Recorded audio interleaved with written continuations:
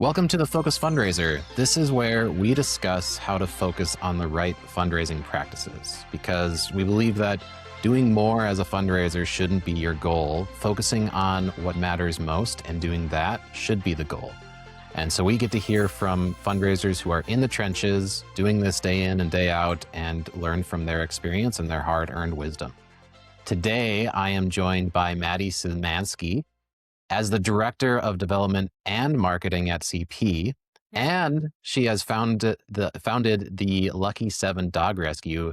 Maddie, you are on the front lines of donor stewardship and nonprofit management. Super excited to ask you questions. Welcome to the podcast. Thank you. I'm so excited to be here. So thanks for having me.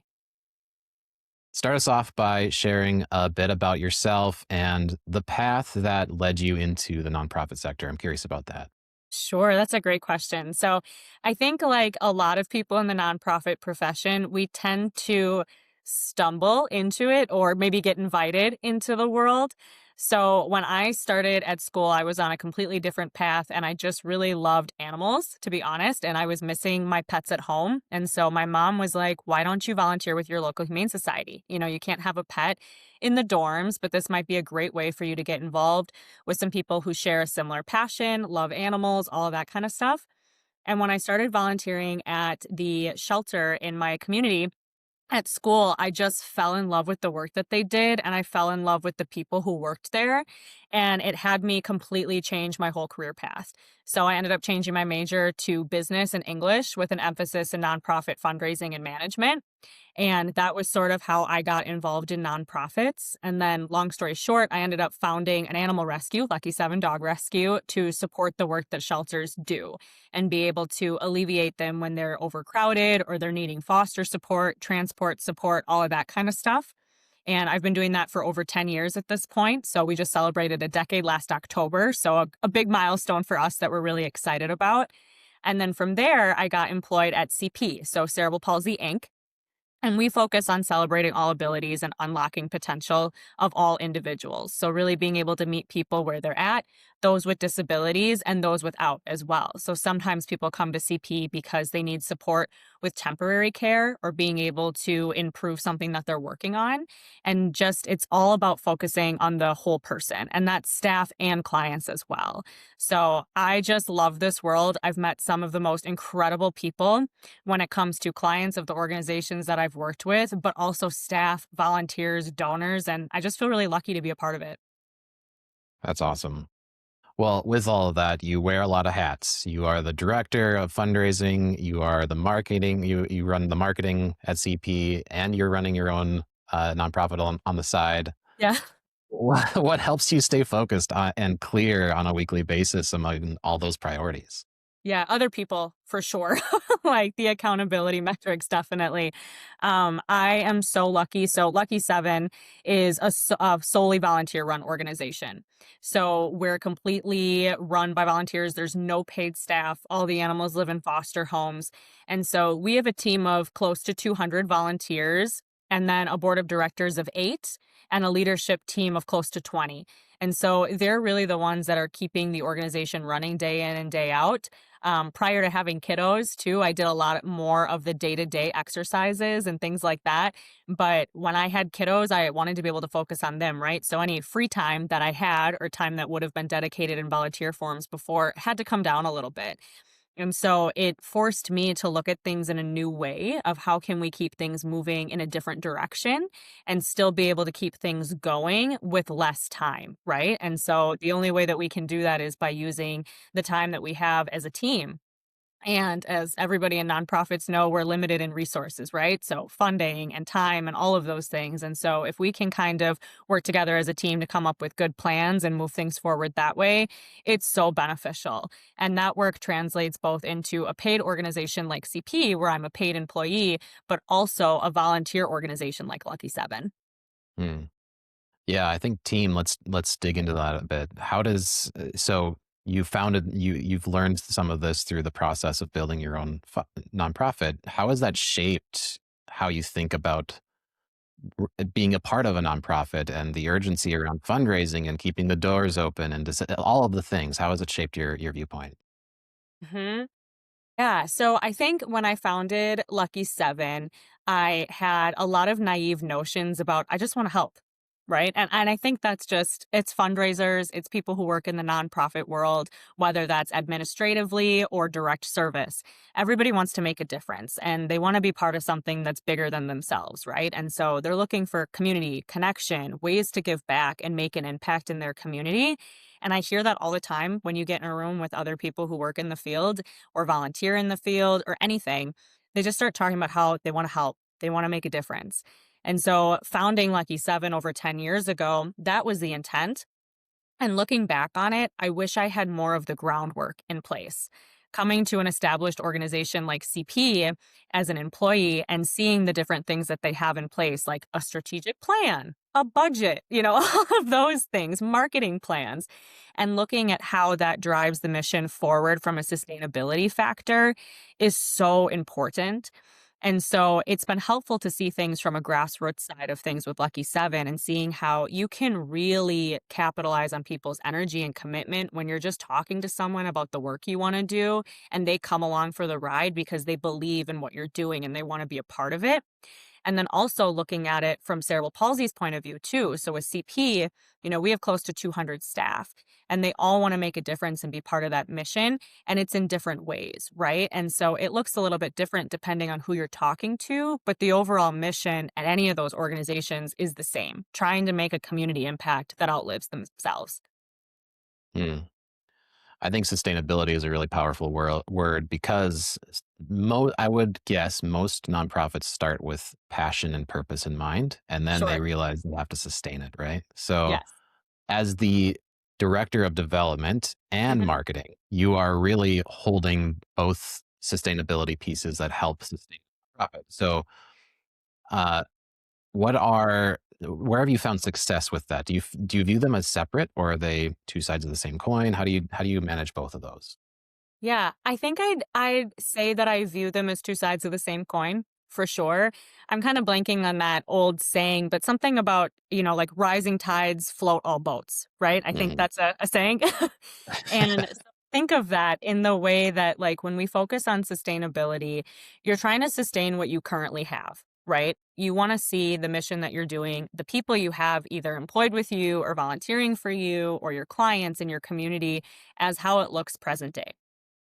And twofold, you're also trying to look at what the organization could be 5, 10, 15 years down the line. And how is what you're doing today supporting your initiatives that you currently have, and yet still moving the needle forward in a way that's going to serve your organization and your community at a future date, regardless of if you're still involved in the organization or not. And so I think when you look at strategy and sustainability and plans like that, from a fundraising perspective, yes, you want to be communicating with your current donors and building relationships with them, right? You're trying to develop those relationships, but you're trying to develop them from a really authentic standpoint where you're bringing people along for the ride, not just because you want their financial contributions today, because you want them to believe in the work that you do. Like, that's a larger impact to me, is when someone really genuinely believes in the organization, they're not giving to CP or Lucky 7 or any nonprofit because I'm involved there. They're giving because they care about the mission of the organization, and that's more important.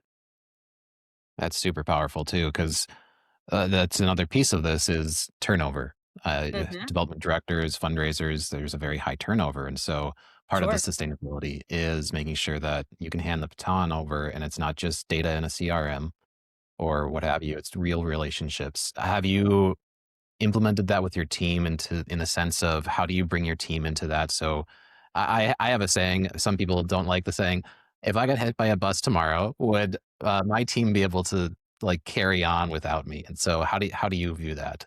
Yeah, absolutely. We always call it the lottery standpoint. So, like, if I won the lottery and I was out tomorrow, right? It is. Yeah, it's a nice standpoint. But yeah, so we have a new team here, right? So I've been in my role as director of development and marketing for a total of 3 months now, Okay. but I've been employed at CP since 2018.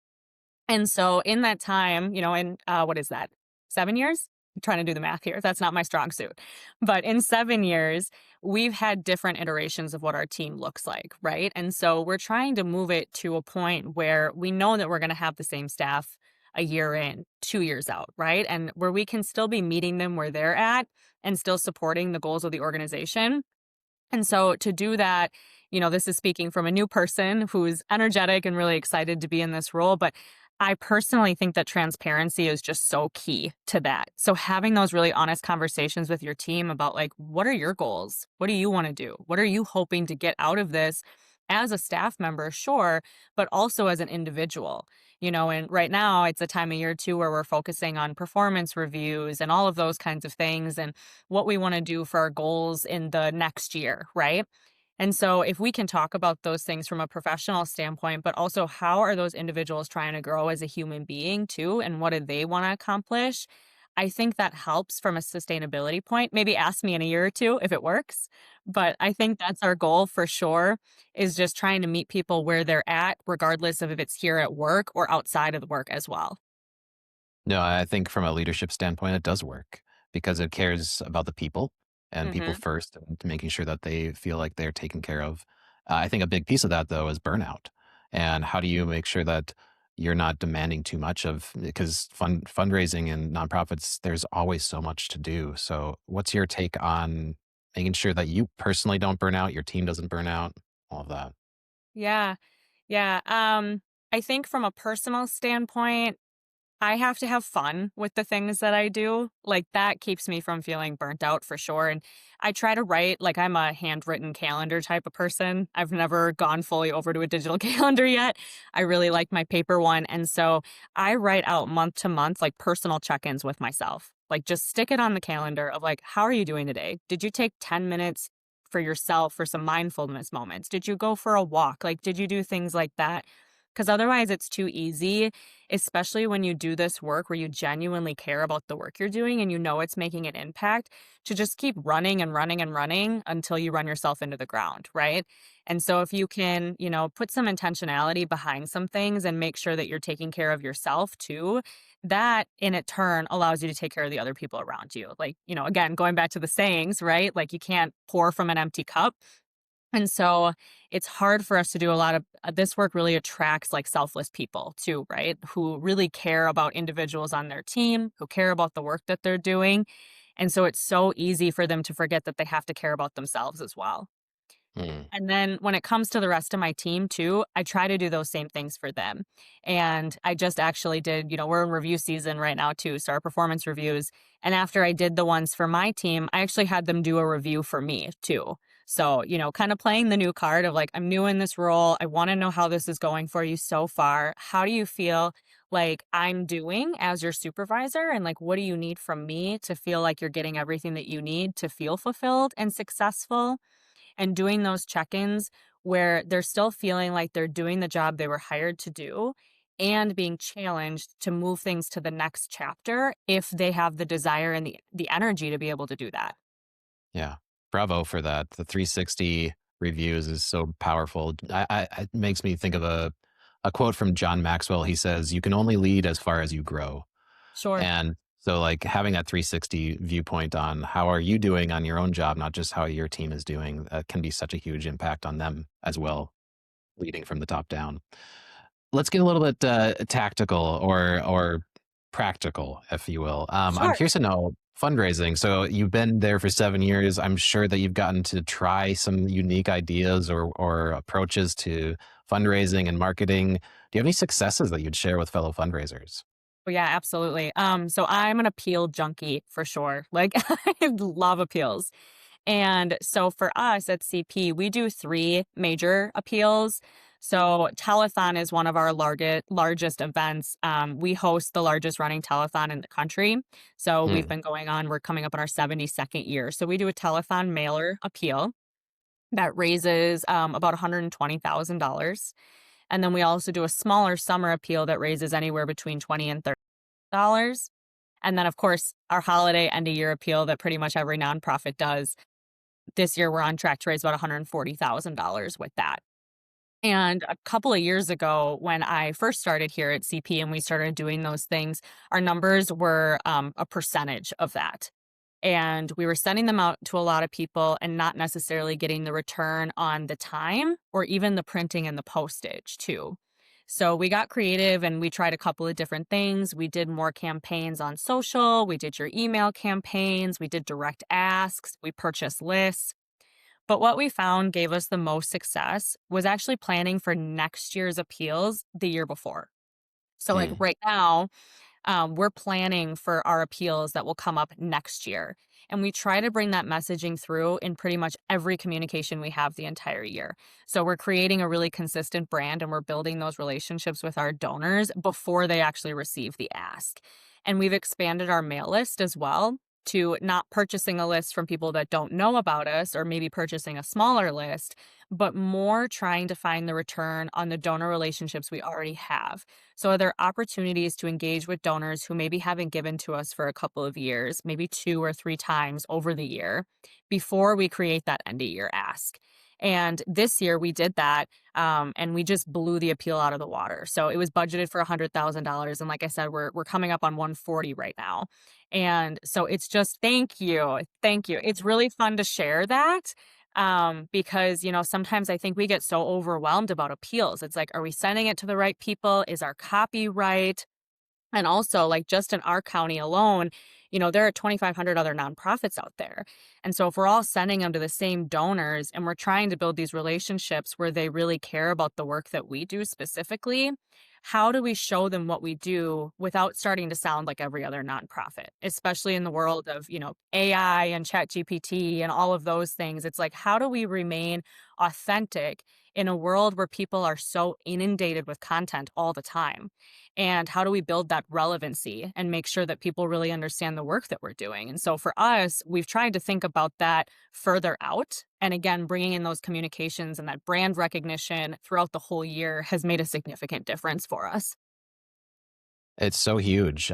Starting the donor journey with where they're at, not with the ask, and inviting Hmm. them into your story so they feel part of it. They see the impact before they get the ask. It's so huge. I love that. I think something that I talk about is end of year is not the end of your fundraising. It's the beginning of your fundraising. It's where Yes. your relationship should start, not end. So Mhm. you guys are killing it. That's so exciting. I love that. Thank you. Thank you so much. And I'm really excited. We have a new teammate on our team too, and she just brings a wealth of knowledge to our team. She understands so much about data and metrics and running reports, looking at like what is working and what isn't working, and how do we pivot to try to expand on that. And that's not my strong suit at all. Like I love like the in-person communications, talking to people, like all of that stuff. And so having someone on our team who can sit and look at everything and come up with the numbers and, the proof of if it's working, I just think has been so beneficial to us for sure. Yeah, that's fantastic. Okay, I've got a fun question for you. Yeah, So, when you think about the fundraiser you were 5 or I guess 10 years ago when you started your dog rescue, what sure. advice should she probably get from you and would resist but needs to hear? Yeah, come up with a plan. Just have some sort of a plan. Like I'll share a little bit about the story of how I founded Lucky Seven, but it was, I don't want to say in the early days of social media, but social media definitely looked significantly different in 2015 than it does today, right? And I was on Facebook and stumbled across a video, a super, super grainy, probably like iPhone 4 video. And it was of these little puppies in a laundry basket. And they're probably, I want to say 5, 6 weeks old, and they're all kind of pawing to the top of the laundry basket. And I was watching the video with the sound off, and I was like, oh my gosh, these puppies are so adorable. That's why I'm watching the video. Love dogs. And I noticed the captions at the bottom that were talking about euthanasia. And so I turned the volume on and I rewatched the video. And the volunteer who had taken the video was sharing a plea to get these dogs into a rescue. And this was in a southern part of the country, and we're in Wisconsin. And so overcrowding at shelters looks a little bit different or looked a little bit different at the time. And so, more often than not, where I was located, we were bringing dogs in from other parts of the country because we had open kennels. And so, people were coming to us wanting to adopt puppies and things like that, but we didn't have any puppies for them to adopt. So, we would work with overcrowded shelters in other parts of the state to make that happen. And so I didn't understand all of the things that go behind transporting dogs across the state, or excuse me, across the country, and what that looked like. And I just thought, I know how to take care of dogs. I can go get these puppies. And so I drove down to Texas with a couple of my friends and we showed up at the shelter and I was like, "Hi, I'm here for the puppies." And they're like, "What?" Like, that's not how this works at all. And so we're sitting there and we're confused. And the guy was so nice to us. He's like, "I'd recommend getting connected with a rescue. And that's how this works. You have to have a license, you have to be inspected by your state, all of these things that go into it that I just had no idea about. All I wanted to do was help, right?" And that goes back to what we talked about earlier, too. Where like people just want to help, they just want to get involved, they just want to make a difference. And so, if I could give like that girl any advice, it would be to come up with a plan. Do your research, think about long term what you want it to look like too.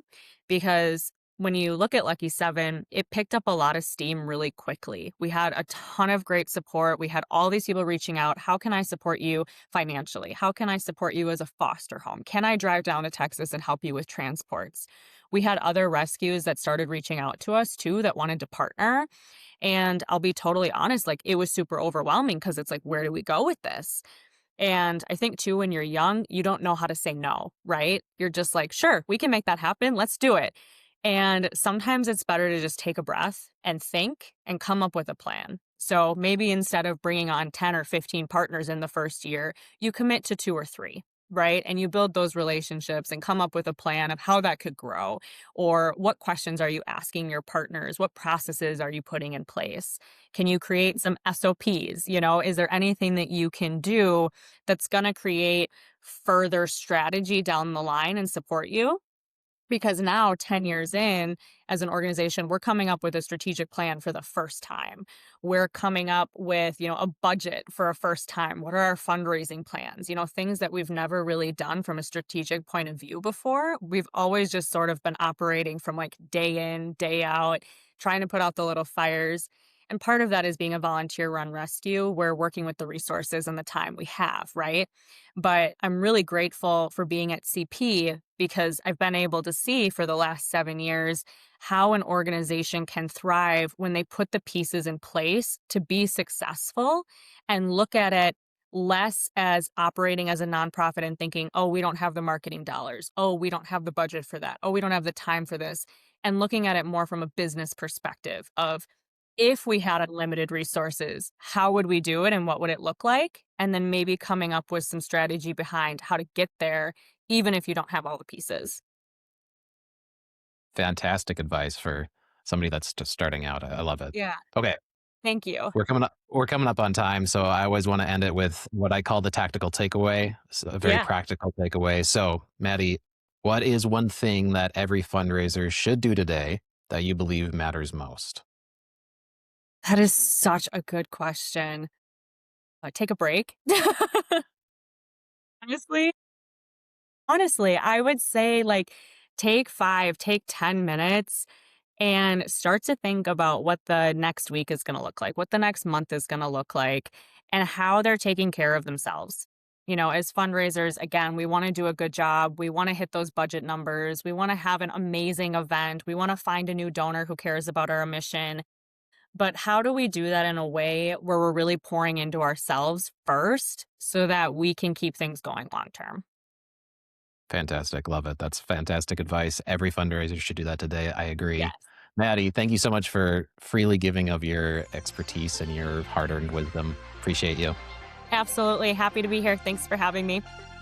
For those listening, I hope that this has helped you focus. And if you are curious about how DonorDoc can help you find clarity and build a strong donor base through smart stewardship, you can visit us at donordoc.com. We will see you next week. All right.